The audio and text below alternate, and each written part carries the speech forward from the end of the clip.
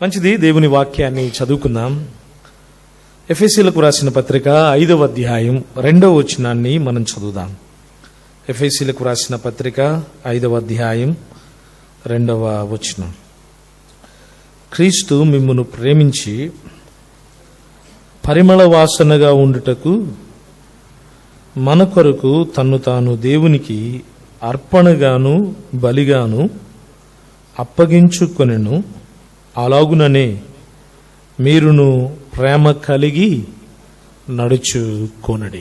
దేవుని సహాయం కొరకై నేను కూడా ప్రార్థన చేస్తాను. తదుపరి ఈ మాటలు మనం ఆలకిద్దాం. మహోన్నతుడు ఒక మా దేవా, మీకు స్తోత్రములు చెల్లిస్తూ ఉన్నాం. క్రీస్తు యేసులో మమ్మను వెదకి రక్షించి మీ బిడ్డలుగా చేసుకున్నందుకై స్తోత్రాలు. మా విశ్వాస జీవితంలో మమ్మను బలపరచడానికి మీరు అనుగ్రహించిన స్థానిక సంఘము అనే సహవాసమును బట్టి స్తుతిస్తున్నాం. సంఘము ద్వారా వాక్యము చేత మీరు మమ్మను పోషిస్తూ ఉన్నారు.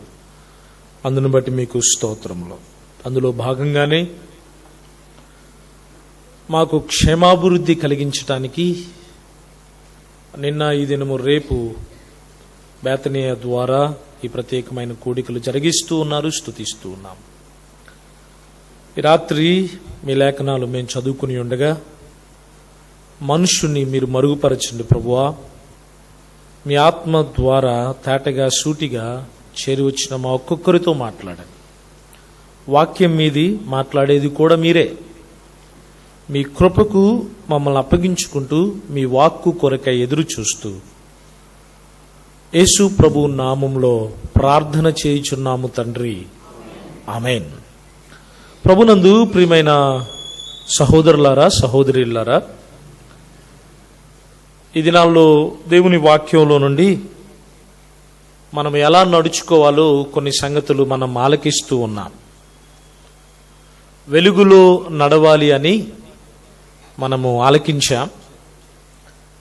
ఆ తదుపరి మనము సత్యములు నడవాలి అని ఆలకించాం.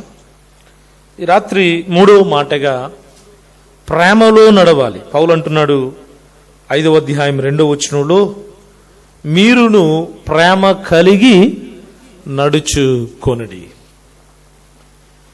మనము వెలుగులో నడవడానికి మాదిరి మన ప్రభు అయిన యేసుక్రీస్తు వారే. మనము చీకటి వారమై ఉండగా ఆయన మనలను వెలిగించాడు. కాబట్టి ఆయన మనము వెలుగులో నడవాలని కోరుకుంటూ ఉన్నాడు. రెండవది, మనము సత్యములో నడవడానికి మనకు మాదిరి మన ప్రభు అయిన యేసుక్రీస్తు వారే. మనము మన తండ్రి యగు అపవాది సంబంధులమై ఉండగా, అనగా అసత్యులమై ఉండగా, సత్యవంతుడైన క్రీస్తు ప్రభువారు మన కొరకు ప్రాణమర్పించడం ద్వారా ఆయన మనలను సత్యవంతులుగా చేశాడు. కాబట్టి మనము సత్యములో నడుచుకోవాలి. 3వ మాట ఈ రాత్రి ప్రేమ కలిగి నడుచుకొనుడి అంటున్నాడు. ఏం కలిగి నడుచుకోవాలంట? ప్రేమ కలిగి. దీనికి కూడా మంచి మాదిరి మన ప్రభు అయిన యేసుక్రీస్తు వారే. అక్కడే చెప్పాడు 5వ అధ్యాయం 1వ వచనంలో, లేక 2వ వచనం ఆరంభంలో, క్రీస్తు మిమ్మును ప్రేమించి. ఎందుకు మనము ప్రేమలో నడుచుకోవాలి అంటే, క్రీస్తు మనలను ప్రేమించి అన్నాడు. యోహాను రాసిన మొదటి పత్రిక 4వ అధ్యాయం అంతా ప్రేమే. మనము మొదట ఆయనను ప్రేమించామని కాదు గాని, ఆయనే మొదట మనలను ప్రేమించి. మానవులకు నిజమైన ప్రేమ, దాన్నే అగాపే లవ్ అంటారు. విశేషమైన ప్రేమ కనపరిచిన వాడు ప్రభు అయిన యేసుక్రీస్తు వారు. కొరింథీయులకు వ్రాయబడిన మొదటి పత్రిక 13వ అధ్యాయంలో ప్రేమ యొక్క లక్షణాలు చాలా తేటగా అక్కడ చెప్పబడ్డాయి. బదులు ఆశించని ప్రేమ, స్వార్థము లేని ప్రేమ. ఆయన ఏమి కోరి నిన్ను నన్ను ప్రేమించలా. వాస్తవానికి నీవు నేను ప్రేమించబడడానికి అర్హత లేని వారం. ఎవరిని ప్రేమిస్తాం? అందరిని ప్రేమిస్తామా? మాట వినేవారిని, లోబడే వారిని మనం ఏం చేస్తాం? ప్రేమిస్తాం. వారు ఎవరైనా, కుటుంబ సభ్యులైనా బయట వారైనా, వారు మాట వింటూ ఉన్నప్పుడు, వారు లోబడుతూ ఉన్నప్పుడు అచ్చివారిని మనం ఏం చేస్తాం? ప్రేమిస్తాం. కానీ మన జీవితాల గురించి మనం ఆలోచన చేసినప్పుడు మనము ప్రభువుని తృణీకరించిన వారం, ఆయన మీద తిరుగుబాటు చేసిన వారం. దేవుని వాక్యము సెలవిస్తుంది, మనము ఎలాంటి ప్రజలము అంటే లోబడనొల్లని ప్రజలు అన్నాడు. ప్రభువుకి లోబడని ప్రజలు, మెడ వెంచని ప్రజలు. అలాంటి ప్రజలను ప్రభు ఏం చేశాడంట? ప్రేమించాడు. ఒక వ్యక్తిని మనం ప్రేమిస్తున్నాము అంటే definitely we will expect something from him. ఆ వ్యక్తి నుండి ఏదైనా ఆశించే ఆ వ్యక్తిని మనం ఏం చేస్తాం? ప్రేమిస్తాం. కానీ ప్రభు ప్రేమ అలాంటిది కాదు. ఆయన ఆశించకుండా నిన్ను నన్ను ఆయన ఏం చేశాడు? ప్రేమించాడు. ఆరంభముగా ఉపోద్ఘాతంగా సంగతిని ప్రస్తావించేటప్పుడు మనం చెప్పుకున్నాం, ప్రభు ప్రేమ అది ఎలాంటి ప్రేమ అంటే ఇర్మియా గ్రంథం 31:3 శాశ్వతమైన ప్రేమ అన్నాడు. ఏ ప్రేమ అది? కొద్ది కాలము ప్రేమించి, అనుకూలంగా ఉన్నప్పుడు ప్రేమించి, అనుకూలత లేనప్పుడు, ఇష్టము లేనప్పుడు మరిచే ప్రేమ ప్రభు ప్రేమ కాదు. ఆయన ఒక్కసారి మానవులను ప్రేమించాడు అంటే సదాకాలానికి ప్రేమించాడు. యోహాను సువార్త 3:16 ఆ లేఖనం కూడా మనం జ్ఞాపకం చేసుకున్నాం. దేవుడు లోకమును ఎంతో ప్రేమించెను అన్నాడు.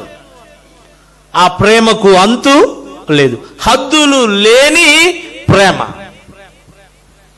We have certain boundaries for our love towards anybody. హద్దులు ఉన్నాయి, పరిమితులు ఉన్నాయి. ఎంతవరకు ప్రేమించాలో అంతవరకే ప్రేమిస్తాం.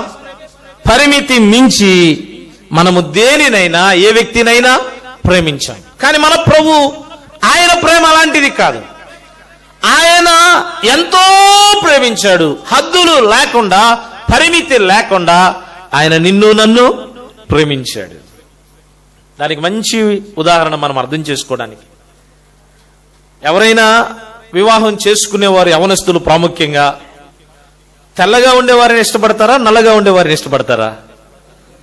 నైజీరియా వారిని వివాహం చేసుకోవాలని చెప్పారనుకో పొరపాటును మీ పెద్దలు, ఎంతమంది సిద్ధంగా ఉన్నారు? కానీ ప్రభువు నైజీరియా వారిని కూడా ఆయన ఏం చేశాడు? ప్రేమించాడు. అగ్లీగా ఉండేవారిని, చూడటానికి వికారంగా, రకరకాలైన రోగాలతో ఉన్నవారిని, ఏ మాత్రం అందముగా లేని వారిని, వాళ్ళు ఎలాంటి వారైనా ప్రపంచ దేశాల్లో వారు ఎంత హీనమైన దశలో ఉన్నా దేవుడు అందరినీ ప్రేమించాడు. What a love it is. ఎఫెసీ పత్రిక 3వ అధ్యాయం 18-19 వచనాలు మనం చదివినప్పుడు ఆయన ప్రేమను గురించి చెప్పాడు. ఆ ప్రేమ దాని వెడల్పు, పొడవు, లోతు, ఎత్తు ఎంతో గ్రహించుకొనుటకు జ్ఞానమునకు మించిన క్రీస్తు ప్రేమ అన్నాడు 18-19 వచనాల్లో ఎఫెసీ పత్రిక 3వ అధ్యాయంలో. దాని ఎత్తు, లోతు, వెడల్పు, పొడవు, దీని అంతటిని ఒక మాటలో చెప్పాడు, ఇది మానవ జ్ఞానమునకు మించిన ప్రేమ. ఒక యజమానుడు యజమానిని ప్రేమిస్తున్న వారి ప్రేమను అంచనా వేయచ్చు, how far they are loving అని. తల్లిదండ్రులు పిల్లల్ని ప్రేమిస్తుంటే ఎంతవరకు ప్రేమిస్తున్నారో అంచనా వేయచ్చు. కానీ యేసు ప్రభు వారి ప్రేమ అది మానవ జ్ఞానానికి మించిన ప్రేమ. నిజంగా ఒక్కసారి మనం కూర్చొని ఆలోచన చేసినప్పుడు, ప్రభువు చేత ప్రేమించబడడానికి నాలో ఏమైనా యోగ్యత ఉందా? ఆయన మనలాంటి వ్యక్తి కాదు, ఆయన మనలో ఒకడు కాదు, అసమానమైన వాడు, సమీపింపరాని తేజస్సులో వసించే దేవుడు, పరిశుద్ధుడైన వాడు, ప్రత్యేకమైన వాడు, సైన్యములకు అధిపతి అయిన దేవుడు, సృష్టికర్త అయిన దేవుడు. అట్టి దేవుడు నిన్ను నన్ను ప్రేమించడానికి మనం అర్హులము కాదు. అందుకనే పౌలు అంటున్నాడు, అది జ్ఞానమునకు మించిన ప్రేమ. రోమపత్రిక 5:8 చదువుకున్నాం. క్రీస్తు మన ఎడల తన ప్రేమను వెల్లడిపరిచాడు. ఎట్లనగా, మనం ఇంకను బలహీనములమై ఉండగా యుక్త కాలమున క్రీస్తు మన కొరకు చనిపోయాడు అన్నాడు. అంటే అది ప్రాణము పెట్టిన ప్రేమ. ఆ ప్రేమ ఎలాంటి ప్రేమ అంటే, కేవలం శాశ్వతంగా ప్రేమించిన ప్రేమ కాదది. హద్దులు లేని ప్రేమతో ప్రేమించడం కాదది. మానవుని జ్ఞానానికి అవగాహనకు మించిన ప్రేమతో ప్రేమించడం కాదది.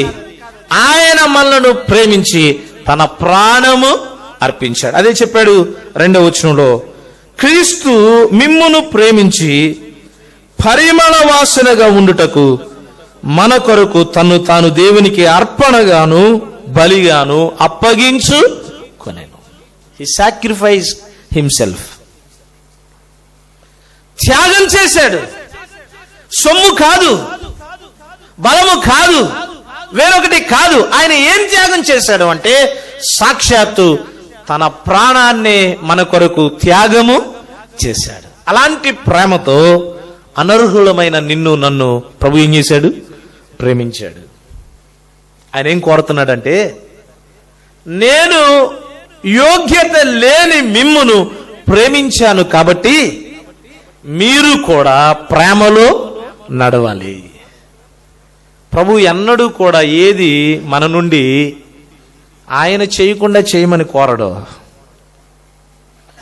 మనుషులు అలాంటి వారే, వారు చెయ్యరు, కానీ ఇతరులను చెయ్యమని కోరతారు. ప్రభు ఆజ్ఞాపించేవాడు కాదు. He is not at all a dictator. ఆయన ఏదైతే చేస్తాడో, చూపిస్తాడో దానినే చెయ్యమని ఆయన ఆజ్ఞాపిస్తాడు. యోహాను సువార్త 13వ అధ్యాయములో శిష్యులతో మీరు ఒకరినొకరు ప్రేమించుకోండి అని చెప్పాడు. చెప్పక ముందు ప్రభు ప్రేమించి చూపించాడు. వారి పాదాలు కడిగి ప్రభు ఎంత ప్రేమిస్తున్నాడో చెప్పాడు. అందులో ఒకడు పేతురు అన్నాడు, ప్రభువా నువ్వు నా పాదాలు కడగకూడదయ్యా అన్నాడు. ప్రభు ఏమన్నాడు? నేను నీ పాదములు కడగకపోతే నాలో నీకు పాలు లేదు. సమానంగా ప్రేమిస్తున్నాడు ప్రభు. ఆయన ప్రేమించి తదుపరి ఆజ్ఞాపిస్తున్నాడు, మీరు కూడా ఒకరినొకరు ఏం చేయాలంట? ప్రేమించాలి. కాబట్టి ప్రభు ఆశ, ఆయన ఆలోచన నీ విషయమై నా విషయమై మనము ప్రేమ కలిగి ఏం చేయాలంట? నడుచుకోవాలి. మంచిది. రాత్రి ప్రేమలో నడవాలి అంటే ఏం చేయాలి, లేక ఎలాంటి లక్షణాలు కలిగి ఉండాలి? 3 లేక 4 మాటలు చాలా క్లుప్తంగానే నేను చెప్పి ముగిస్తాను. మొదటి మాట, యోహాను రాసిన 2వ పత్రిక వచనం 6 మనం చదువుదాం. మనము ఆయన ఆజ్ఞల ప్రకారము నడుచుటయే ప్రేమ. మీరు మొదటి నుండి వినిన ప్రకారము ప్రేమలో నడుచుకొనవలెను అనునదియే ఆజ్ఞ. చాలా తేటగా ఉంది. అదేంటి అంటే, ఒకటి, ప్రేమలో మనము నడవాలి అంటే దేవుని ఆజ్ఞలను నెరవేర్చాలి. అంతేనా? ప్రేమలో నడుచుకొనవలెను అనినదియే ఆజ్ఞ. ఆ ఆజ్ఞ, ఆ ప్రేమలో నడుచుకోవడం ఏంటంటే ఆయన ఆజ్ఞల ప్రకారము నడుచుటయే ప్రేమ అన్నాడు. ప్రేమలో నడుచుకోవాలి అంటే దేవుని ఆజ్ఞ ప్రకారం ఏం చేయాలంట? నడుచుకోవాలి. ఆయన ఆజ్ఞలను గైకొనటమే ప్రేమ.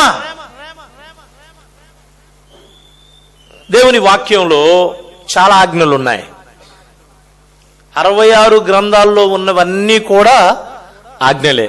పాత నిబంధనలో ఇశ్రాయేలు జనాంగానికి 10 ఆజ్ఞలు ఇచ్చాడు. ఎన్ని ఆజ్ఞలు ఇచ్చాడు? 10 ఆజ్ఞలు. నిర్గమాకాండం 20వ అధ్యాయంలో చదువుతాం. కానీ క్రొత్త నిబంధనలో మనకి 10 కాదు, 20 కాదు, 66 గ్రంథాల్లో ఉన్న ఆజ్ఞలన్నీ ఏంటవి? ఆజ్ఞలే. మనకి 10, 20 అనే లెక్క లేదు. బైబిల్లో ఉన్న సంగతులన్నీ కూడా ప్రభువు మనకి ఏం చేస్తున్నాడు?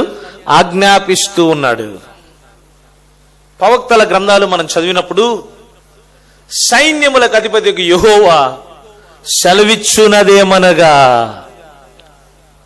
లేక ఆజ్ఞాపించున్నది ఏమనగా, 40 మంది భక్తులు బైబిల్ వ్రాశారు. వారు ఎలా వ్రాశారు?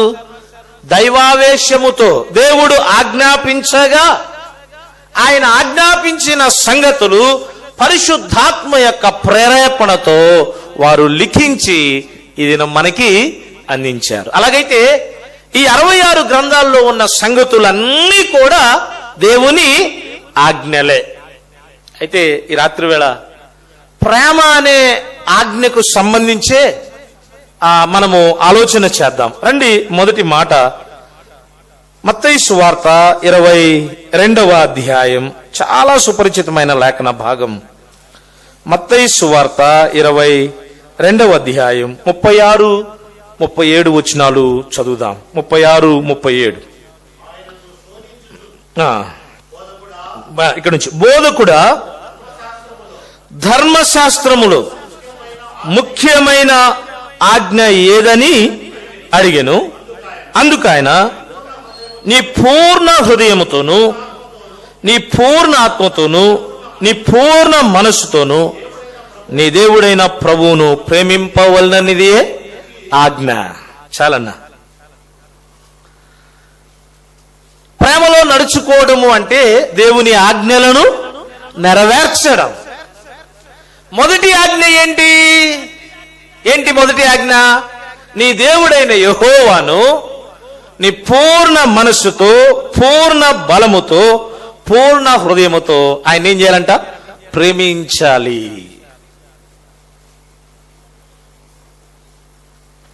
మొట్టమొదటి ఆజ్ఞ. ప్రేమలో నడవాలి అంటే మనము ప్రభువును ప్రేమించాలి. ఎవరిని ప్రేమించాలి? ప్రభువును ప్రేమించాలి. ఎలాగా? సగం సగం కాదట, పూర్ణము అన్నాడు. ఏంటది? పూర్ణం అంటే పరిపూర్ణంగా, సంపూర్ణంగా, కంప్లీట్లీ అంటారే. ఇక ఏమాత్రం కొదువ లేకుండా, కొరతలు లేకుండా, పూర్ణ హృదయముతో, పూర్ణ మనసుతో, పూర్ణ బలముతో ప్రభువుని ఏం చేయాలంట? ప్రేమించాలి. ప్రేమించడము అంటే నిజమైన అర్థము love is equal to obedience అన్నారు. ఏంటది? విధేయత.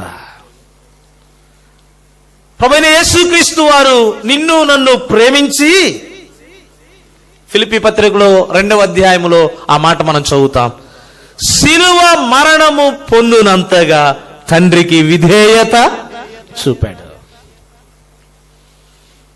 ప్రేమలో ఉన్న విశేషమైన అర్థం ఏంటంటే విధేయత, అప్పగించుకోవడం. ప్రభువు మనలను ప్రేమించి ఆయన ఏం చేశాడు? విధేయత చూపాడు. పూర్ణ మనస్సుతో, పూర్ణ బలముతో, పూర్ణ హృదయముతో ప్రభువుని ప్రేమించడము అంటే మన ప్రభువుకి సంపూర్ణంగా మనము విధేయులము కావడం. రాత్రి వేళ ఆలోచన చేద్దాం. ప్రభువుకి సంపూర్ణంగా లోబడుతున్నామా? సంపూర్ణంగా ప్రభువుకి విధేయులం అవుతున్నామా? ప్రతి విషయంలో ప్రభు మాటకు లోబడుతున్నామా? లేక ఆయన మాటను మీరుతున్నామా? చాలాసార్లు నా వ్యక్తిగత జీవితంలో లోబడుట కంటే ఏం చేస్తున్నాం? తిరుగుబాటే చేస్తున్నాం. బయటికి చెప్పం, నోటితో ఏం చెప్తాం? నేను నా ప్రభువుని హృదయపూర్వకంగా ప్రేమిస్తున్నా, సంపూర్ణంగా ప్రేమిస్తున్నా, నేను నా కుటుంబం యథార్థంగా ప్రభువుని ప్రేమిస్తున్నా అని చెప్పగలం. కానీ చాలాసార్లు నిజ జీవితంలో ప్రభువుకి అవిధేయులమవుతున్నాం. మాటలేమో ప్రభువుని ప్రేమిస్తున్నాము అంటున్నాం, కానీ ఆ ప్రేమ వెల్లడిపరిచే విధానాలలో అవిధేయులుగా ఉంటున్నాం. ఇప్పుడు చెప్పండి, ప్రభువుని ప్రేమించినట్లేనా? ప్రభువుకి విధేయత చూపినట్లేనా? ప్రేమలో నడుచుకోవాలి అంటే దేవుని ఆజ్ఞలను అనుసరించడమే ప్రేమ. ప్రభువుకి విధేయత చూపుదాం, ప్రభువుకి లోబడదాం. నీ కొరకై నా కొరకై దేవునితో సమానుడైన క్రీస్తు ప్రభువారు ఎంత విధేయత చూపాడు. ఆయన మహిమను వీడి మానవుడిగా అవతరించి భూలోకములో ప్రతి వారికి, కొరడాలతో కొట్టేవారికి తలదించుకున్నాడు, ఉమ్మి వేసేవారికి అప్పగించుకున్నాడు, వెంట్రుకలు పెరిగేవారికి అప్పగించుకున్నాడు. ఎందుకు ఆయన అంత విధేయత చూపాడు అంటే అంతగా ఆయన నిన్ను నన్ను ప్రేమిస్తున్నాడు. ఆ ప్రభు ఆశ, ఆయన కోరిక ఏంటంటే క్రీస్తు ప్రభువు చేత ప్రేమించబడిన నీవు నేను ప్రేమలో నడుచుకోవాలి. అనగా మొదటి మాట అందులో తండ్రిని అనగా ప్రభువుని మనం ఏం చేయాలంట? ప్రేమించాలి. రెండవది కుటుంబములో ప్రేమ. ఎఫెసీ పత్రిక చాలా సుపరిచితమైన లేఖన భాగమే, 5వ అధ్యాయం 25వ వచనం. ఎఫెసీలకు రాసిన పత్రిక 5:25. పురుషులారా మీరును మీ భార్యలను ప్రేమించుడి. చాలనా? ప్రేమలో నడవాలి అంటే దేవుని ఆజ్ఞలను ఏం చేయాలంట? అనుసరించాలి. ఇది ఆజ్ఞ. ఇది ఎవరికి అంటే పురుషులకి. ఎవరికి ఇది? పురుషులు. పురుషులారా మీరును మీ భార్యలను ఏం చేయాలంట? ప్రేమించాలి. చాలా క్రైస్తవ కుటుంబాల్లో నేటి దినాల్లో ప్రేమ లోపిస్తుంది. చాలా మంది భర్తలు వారి విషయమై తమ కుటుంబ యజమానురాండ్రు ఇచ్చే సాక్ష్యం ఏంటంటే, brother my husband is good in everything. ఆయన అన్నీ ఇస్తాడు బ్రదర్, నాకు కావలసిన బట్టలు ఇస్తాడు, కావలసిన సరుకులు తెస్తాడు, అన్నీ ఇస్తాడు, కానీ he's not spending with me అంటారు. ఆయన నాతో గడపడం లేదు, ఆయన నుంచి నాకు ప్రేమ దొరకడం లేదు బ్రదర్. ఏం దొరకడం లేదంట? అన్నీ ఇచ్చినా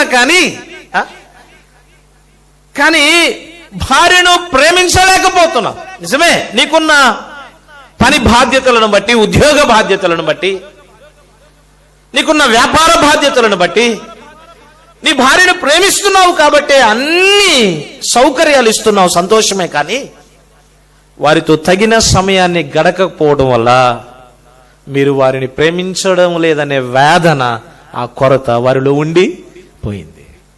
దేవుని వాక్యము సెలవిస్తుంది, పురుషులారా మీరును మీ భార్యలను ఏం చేయాలంట? ప్రేమించాలి. ఇది దేవుని ఆజ్ఞ. వివాహమైన వారే దాదాపుగా చాలా మంది ఉన్నారు. నిశ్చయముగా దేవుని వాక్య చట్ట ప్రకారం పురుషులందరూ కూడా భార్యలను ప్రేమించాలి. అలాగే స్త్రీలు లోబడి ఉండాలి అని చెప్పాడు.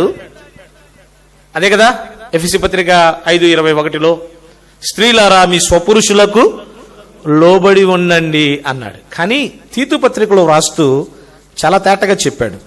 తీతుకు రాసిన పత్రిక 2వ అధ్యాయం 3 నుండి 5 వచనాలు కలిసి ఉన్నాయి. 5వ వచనం 3వ లైన్ చదువుతున్నాను. యవన స్త్రీలు, తీతుకు రాసిన పత్రిక 2వ అధ్యాయం, యవన స్త్రీలు లోబడి ఉండి తమ భర్తలను శిశువులను ప్రేమించువారు. చాలన్నా, పౌలు ఆజ్ఞాపిస్తున్నాడు, భార్యలు కూడా భర్తలను ఏం చేయాలంట? ప్రేమించాలి. దేవుని వాక్యము ఇది రెండంచులు కలిగిన ఖడ్గం. దేవుడు స్వార్థపరుడు కాదు. ఆయన ఏది సెలవిచ్చినా ఆజ్ఞాపించినా సమానంగా ఇస్తాడు. ఆయన ఏమంటున్నాడు అంటే, పురుషులారా మీరు మీ భార్యలను ప్రేమించండి అన్నాడు. అలాగే స్త్రీలారా మీరు మీ భర్తలను ఏం చేయాలంట? ప్రేమించాలి. మీరు చాలా ప్రేమిస్తారు, సంతోషమే. కానీ మీ ప్రేమ సమయోచితంగా ఉండదు. సహోదరులకు కష్టమైతే మన్నించాలి. మీరు ప్రేమిస్తారు, that is we should accept it. కానీ మీ ప్రేమ సమయోచితంగా ఉండదు. ఉద్యోగానికి వెళ్ళొచ్చాడు,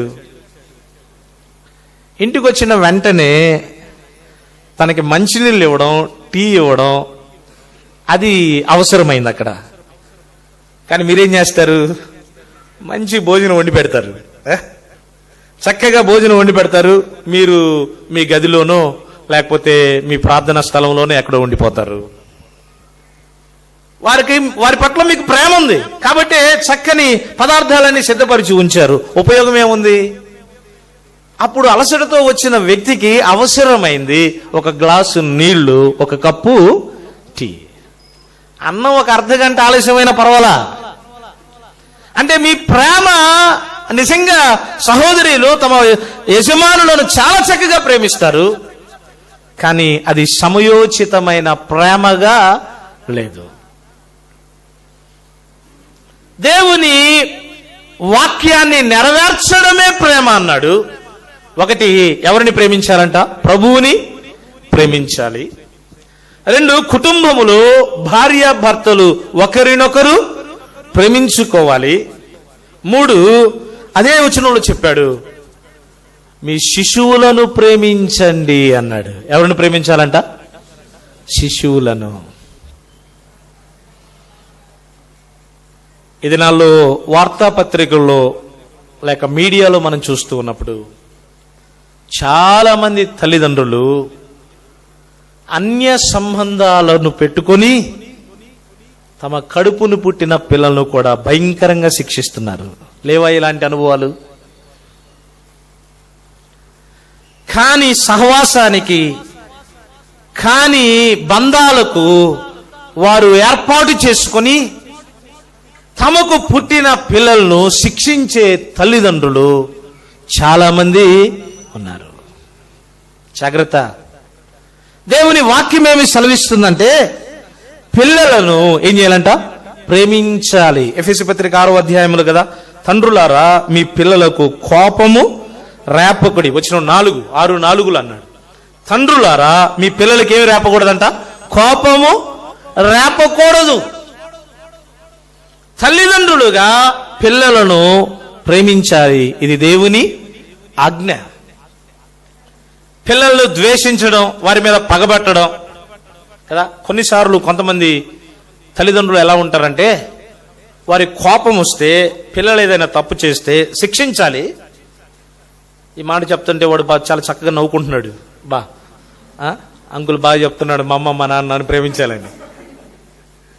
ఖచ్చితంగా శిక్షించాలి. దేవుని వాక్యం ఏమి సెలవిస్తుంది? బెత్తం వాడమని చెప్పింది. అదే సమయంలో పిల్లల్ని ఏం చేయాలంట? ప్రేమించాలి. వారిని కోపము రేపకుండా వారిని ప్రేమించాలి అని దేవుని వాక్యము సెలవిస్తుంది. అదే సమయంలో పిల్లలకు కూడా దేవుని వాక్యం చెప్తుంది. 6:1 నీ తల్లిని మీ తండ్రిని ఏం చేయాలంట? సన్మానించాలి. సన్మానించడం అంటే తల్లిదండ్రులకు లోబట్టం అంటే ఏంటి? అది ప్రేమించడమే. ఇందాక చూసాను దాని అర్థం. ప్రేమించడము అంటే లోబడడం, విధేయత చూపడం. చాలా మంది పిల్లలు తల్లిదండ్రులను ప్రేమించడం లేదు. చిన్నప్పుడు ఎంత బాగా ఐ లవ్ యూ డాడీ అంటారు. అబ్బో మెడ మీద పడి ముద్దు పెట్టుకుంటారు. మగపిల్లలైనా ఆడపిల్లలైనా ఐ లవ్ యూ మమ్మీ ఎంత బాగా చెప్తారు. కానీ వారు పెరిగి ఒక వయసుకు వచ్చేసరికి తల్లిదండ్రుల మీద ప్రేమ ఉండడం లేదు.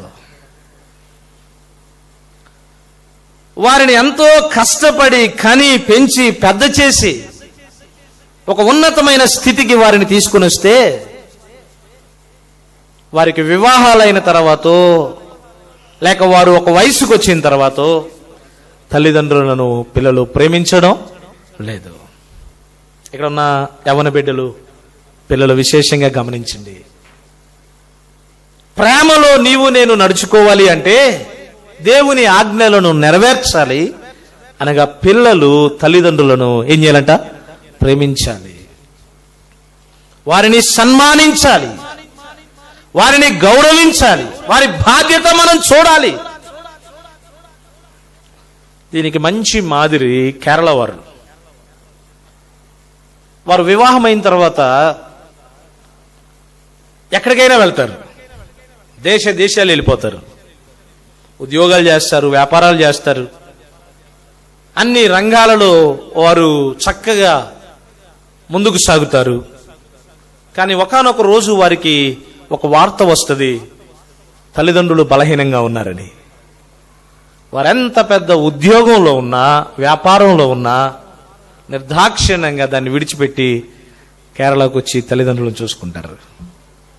అది నా కళ్ళతో నేను చూశాను. దేవుని సేవలో ఉన్నవారు కూడా వారు అవసాన దశలో ఉన్నప్పుడు, తమ పనులు తాము చేసుకోని స్థితిలో ఉన్నప్పుడు ఆ సమయంలో ఆ తల్లిదండ్రులకు ఏం కావాలి? ప్రేమ కావాలి. అది మనమేదో త్యాగం చేయడం కాదు. దేవుని వాక్యంలోనే చెప్పాడు, మనమేం త్యాగం చేయడంలా, మనమేమో ప్రత్యేకంగా చేయడంలా. అది మనం వారు చేసిన సేవకు, మన పట్ల వారు చూపిన ప్రేమకు మనం ఏం చేస్తున్నాం? రుణం తీర్చుకుంటున్నాం అంతే. వారికి మనం అప్పున్నాం, వారికి అచ్చి ఉన్నాం, రుణం ఉన్నాం. ఒకానొక స్థితిలో నిన్ను నన్ను వారెంత ప్రేమించారు.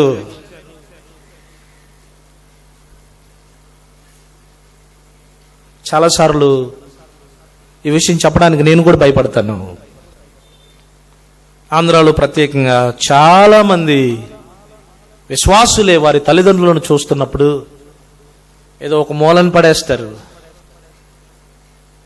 పొరపాటున తెలియక వారు ఏదైనా విసర్జన చేస్తే ఎంత అసహించుకుంటారో.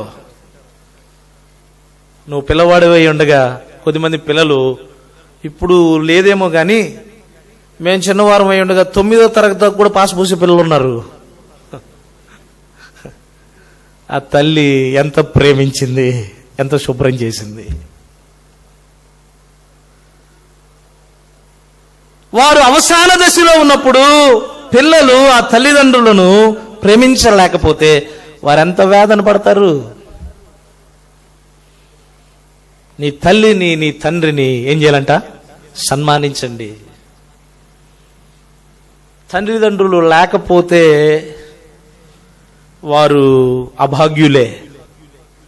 కానీ తల్లిదండ్రులు ఉన్నవారు వారిలాగా మాకు కూడా లేకపోతే బాగుండు అనుకోబాకండి,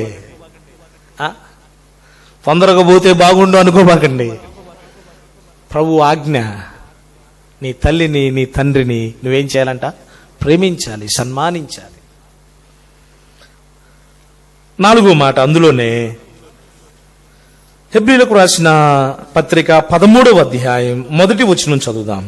హెబ్రీ పత్రిక 13వ అధ్యాయం 1వ వచనం. సహోదర ప్రేమ నిలువరముగా ఉండనీయుడి అన్నాడు.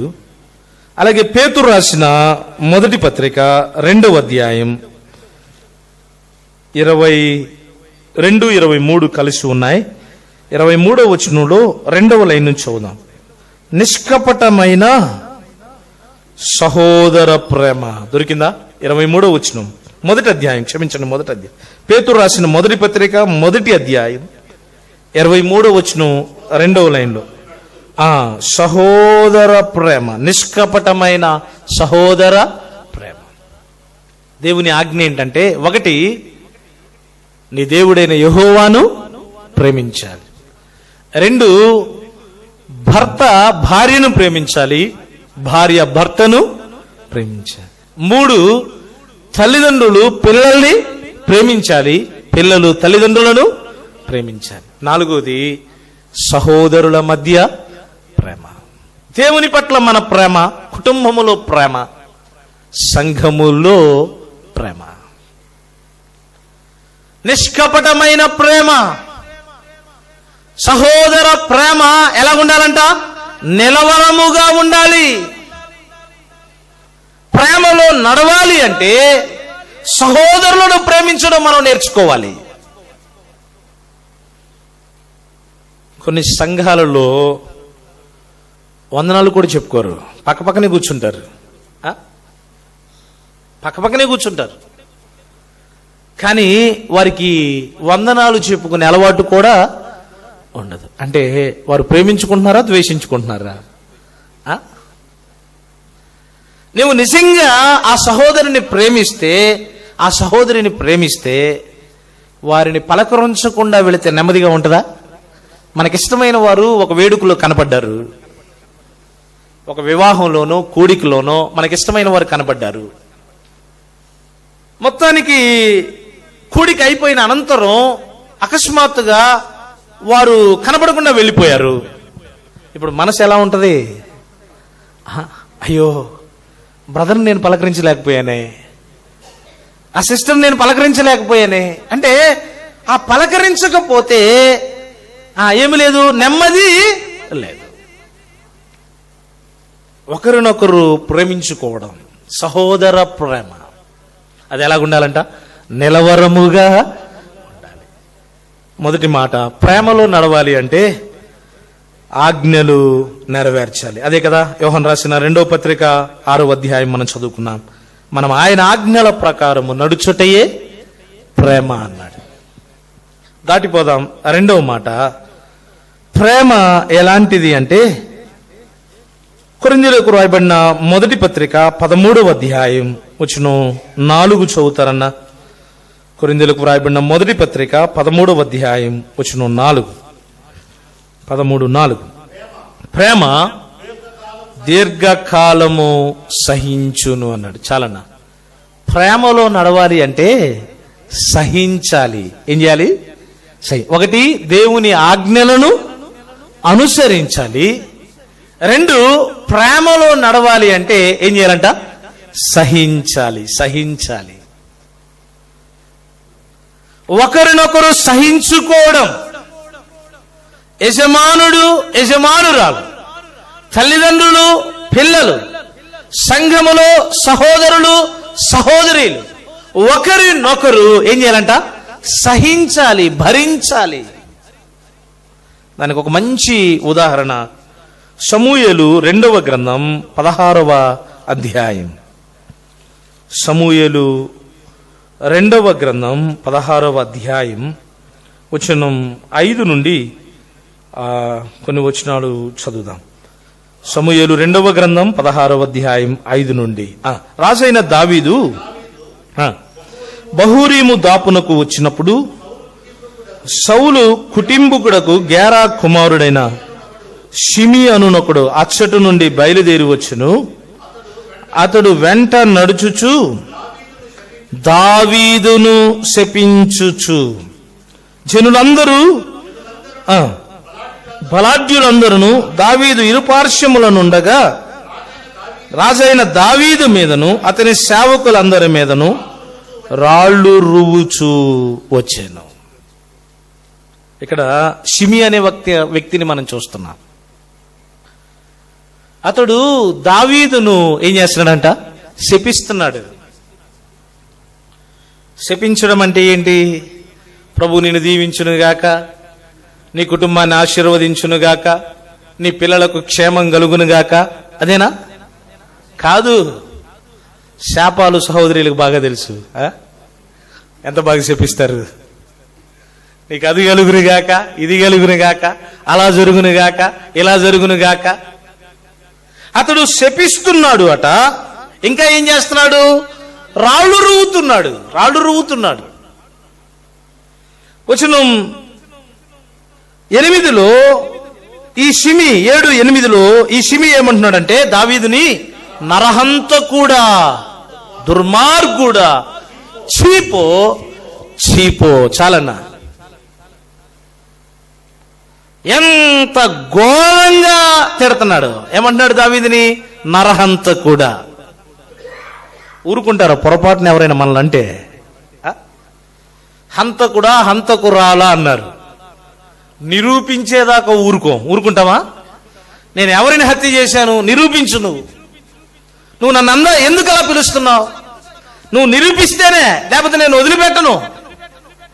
దావీదును హంతకుడా అన్నాడు, దుర్మార్గుడా, అంతకు మించి ఏమంటున్నాడు? చీపో.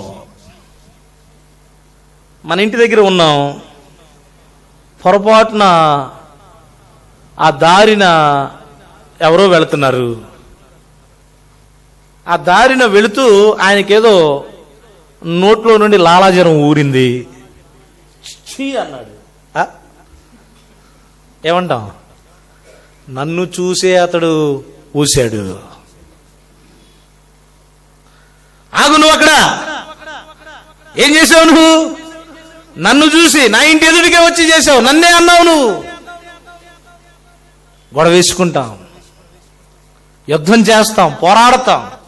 కానీ దావీదు చూడండి, దావీదు ఎంత చక్కగా ఏమంటున్నాడు అంటే వచనం 10 చూడండి. అందుకు సెరయా కుమారులారా, నీకును నాకును ఏమి పొందు?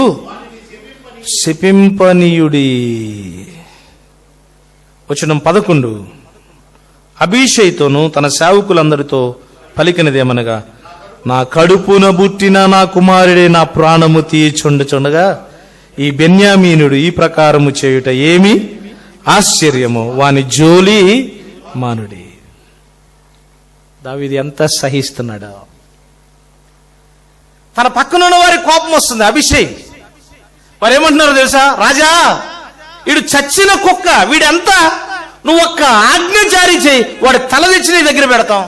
అదే పై వచ్చిన వాళ్ళు చెప్పారు. నువ్వు ఒక్క మాట చెప్పు చాలు రాజా, వాడు చచ్చిన కుక్క, వాడంతా చూస్తాం, వాడి తల తెస్తామంటే దావీదు మౌనంగా ఉండిపోయాడు, సహిస్తున్నాడు. ఎంత సహనం. అతని అవమానిస్తుంటే, అతని ఉమ్మివేతలు వేస్తుంటే, అతని తృణీకరిస్తుంటే, కాని మాటలు అంటుంటే దావీదు మౌనముగా ఏం చేశాడు? సహించాడు. ప్రేమ దీర్ఘకాలము సహించును. పైగా అతడు ఏమనుకుంటున్నాడంటే, నా కడుపును పుట్టిన నా కుమారుడే. ఎవడాడు? అబ్షాలోము. నా ప్రాణమే తీయాలనుకుంటున్నాడు, నన్ను చంపేయాలనుకుంటున్నాడు. వీడంతా అన్నయ్యలే. అసలు ఒక చక్కని మాట చెప్పాడు, నన్ను శపించమని దేవుడు అతనికి ఆజ్ఞాపించకపోతే. 11వ వచనంలోనే దేవుడు యెహోవా వానికి సెలవిచ్చి ఉన్నాడు గనుక వానిని శపింపనీయుడి అన్నాడు.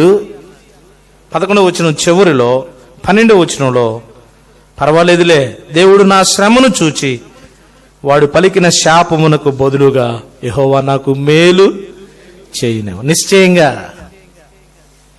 నిన్ను శపిస్తున్నారా, నిన్ను దూషిస్తున్నారా, సహిద్దాం. ఎంతకాలం బ్రదర్ అనకండి, ప్రేమ దీర్ఘకాలము సహించును. వారి పగను, వారి ద్వేషాన్ని, నీ మీద పలికిన శాపములను ప్రభు నీకు ఆశీర్వాదముగా మారుస్తాడు. ప్రేమలో నడవాలి అంటే ఏముండాలి? సహనము ఉండాలి. ఎంతకాలం? దీర్ఘకాలము అన్నాడు. దీర్ఘకాలము మనం ఏం చేయాలంట? సహించాలి. బహుశా నా సమయం అయిపోతుంది, త్వరగా వెళ్ళిపోదాం. 3వ మాట, రోమీలకు రాసిన పత్రిక 13వ అధ్యాయం వచనం 10 చదువుతారనా?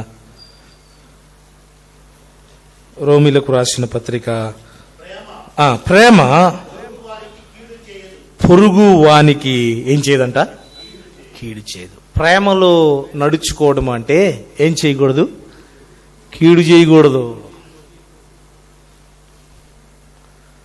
దేవుని ఆజ్ఞలను అనుసరించుటయే ప్రేమ. ఎదుటి వ్యక్తి నిన్ను దూషిస్తున్నప్పుడు, అవమానిస్తున్నప్పుడు, నిందిస్తున్నప్పుడు సహించడమే ప్రేమ. మూడోది, ప్రేమ ఏం చేయదంట? ఎదుటివానికి కీడు చేయదు. ప్రేమలో నడవాలి అంటే కీడు చేసే అనుభవం ఉండకూడదు. కీడుకు ప్రతి కీడు అది కూడా చేయకూడదు. మనకి కీడు చేసిన వారికి కీడు చేయకూడదు. మనకి మేలు చేసిన వారికి కూడా మనము కీడు చేయకూడదు. ప్రేమ ఎవరికి కూడా ఏం చేయదంట? కీడు చేయదు. దావీదు అనుభవంలోనే ఆ చక్కని మాదిరి మనం చూస్తాం. సమూయేలు మొదటి గ్రంథం 24వ అధ్యాయం. సమూయేలు మొదటి గ్రంథం 24వ అధ్యాయం 18-19 వచనాలు కలిసి ఉన్నాయి, చదవండి అన్న. సమూయేలు మొదటి గ్రంథం 24వ అధ్యాయం. దావీదుతో ఇట్లా నేను, యెహోవా నన్ను నీ చేతికి అప్పగింపగా నన్ను చంపక విడిచినందుకు ఈ దినమున నీవు నా అపకారమునకు ఉపకారము చేసిన వాడవై నా యెడల నీకున్న ఉపకార బుద్ధిని వెల్లడి చేసితివి గనుక నీతిపరుడవు. 19వ వచనం. ఒకనికి తన శత్రువు దొరికిన యెడల మేలు చేసి పంపివేయునా. ఈ సందర్భం మనందరం బాగా ఎరిగిందే. రాజైన సౌలు దావీదుని చంపడానికి దావీదుని తరుముతూ ఉన్నాడు. ప్రాణరక్షణ కోసం దావీదు పారిపోతూ ఎన్గేది అనే ఒక అరణ్యములో ఒక గుహ ఉందంట. ఆ గుహలో దాగి ఉన్నాడు. దావీదు అతని అనుచరులు ఉన్నారు. ఈ సౌలు శంకా నివృత్తి కొరకు ఆ గుహలోనికి వచ్చాడట. వెంటనే దావీదు మనుషులు చూసి, రాజా, దేవుడు నీ చేతికి నీ శత్రువును అప్పగించాడు, ఈరోజు నువ్వు పగ తీర్చుకో, అతన్ని చంపి నీ పగ తీర్చుకో అని వారు ప్రేరేపిస్తుంటే, బలవంతం చేస్తుంటే దావీదు అతనికి కీడు చేసిన వాడు కాదు. సరే, మమ్మల్ని అనుమతించు అన్నారు. నువ్వు చంపకపోతే చంపకపోయావు, మమ్మల్ని అనుమతించుము అంటే దావీదు వారిని కూడా అనుమతించిన వాడు కాదు. వచనం 6లో చివరిలో అన్నాడు, అతనిని నేను చంపను. ఈ మాటలు చెప్పి 7వ వచనంలో దావీదు తన జనులను అడ్డగించి సౌలు మీదకి పోనీయక వారిని ఆపాడు. తాను కీడు చేసిన వాడు కాదు, తన ప్రజలను కూడా కీడు చేయడానికి అనుమతించిన వాడు కాదు. ఎంత చక్కగా పిలిచాడు. ఒరే సౌలా, ఈరోజు నీ పరిస్థితి ఏమవుతుందో తెలుసా? ఒక్క దెబ్బ కొడితే చచ్చిపోతావు నువ్వు అన్నాడా దావీదు? చూడండి దావీదు ఏమంటున్నాడు 8వ వచనంలో. కేక వేస్తున్నాడు. గుహలో నుండి బయలు వెళ్ళి, నా ఏలినవాడా రాజా. చంపటానికి వచ్చిన వాణ్ణి, అరణ్యాల పాలు చేసిన వాణ్ణి అంత గౌరవంగా పిలుస్తారా? దావీదు చూడండి, నా ఏలినవాడా రాజా. ఆ తర్వాత అతడు సాష్టాంగ పరి నమస్కారము చేసి, ఎంత మంచి మాదిరి. దావీదు చెప్పిన మాట కాదు. ఈరోజు నీ అపకార బుద్ధికి నేను ఉపకారం చేశానే దావీదు అంటలా, సౌలు అంటున్నాడు, కఠినుడు. నేడు నీవు నా అపకార బుద్ధికి ఉపకారం చేశావు, ఒకడికి తన శత్రువు దొరికిన యెడల మేలు చేసి పంపివేయినా. రాజా, ఎంత మేలు చేశాడు. ప్రేమ ఎవరికి ఏం చేయదంట? కీడు చేయదు. కుటుంబంలో కుటుంబ సభ్యులకు కీడు చేస్తున్నామా? సంఘములో సంఘ సభ్యులకు కీడు చేస్తున్నామా? అలాగైతే గుర్తుపెట్టుకోండి, మనము ప్రేమలో నడవడంలా. క్రీస్తు ప్రభువారు అందరికీ మేలు చేసిన వాడే, ఆయన ఎవరికి కీడు చేసిన వాడు కాదు. ఇంకొక మాట చెప్పి నేను ముగిస్తాను. పేతురు రాసిన మొదటి పత్రిక 4వ అధ్యాయం 8 చూద్దాం. పేతురు రాసిన మొదటి పత్రిక 4వ అధ్యాయం 8వ వచనం. ప్రేమ అనేక పాపములను కప్పును. ప్రేమ పాపమును ఏం చేస్తంట? కప్పుతుంది. పాపములను బయటికి చెప్పేది కాదు ప్రేమ. లోపములను వెలుపలికి తీసుకొచ్చేది కాదు ప్రేమ. ప్రేమ అనేక పాపములను ఏం చేస్తంట? కప్పుతుంది. ఉదయకాలం జ్ఞాపకం చేసుకున్నాం. యోసేపు తన సహోదరులను ప్రేమించిన విధానం. అతడు ప్రేమించాడు కాబట్టే తన పట్ల వారు చేసిన కీడంతటిని అతడు కప్పివేశాడు, క్షమించాడు. ఎంత అన్యాయం చేశారు తమ్మునికి! గుంటలోనే పడేశారా? అమ్మివేశారా? ఎంత కీడు చేశారు, ఎంత కీడు చేశారు. చివరికి తన ఎదుటే నిలబడి తాను లేడయ్యా అన్నారే, క్రూర మృగాలు తినివేశాయి అన్నారే. కానీ ఏమాత్రం అతడు తన సహోదరుల మీద పగపట్టిన వాడు కాదు. వాళ్ళని పిలిచి, రే నేనే యోసేపుని, గుంటలో పడేసింది ముందు నువ్వే, తండ్రికి చెప్పింది నువ్వే, ఇప్పుడు నేను మీ ముందే ఉంటే నేను లేనంటారా అన్నాడా?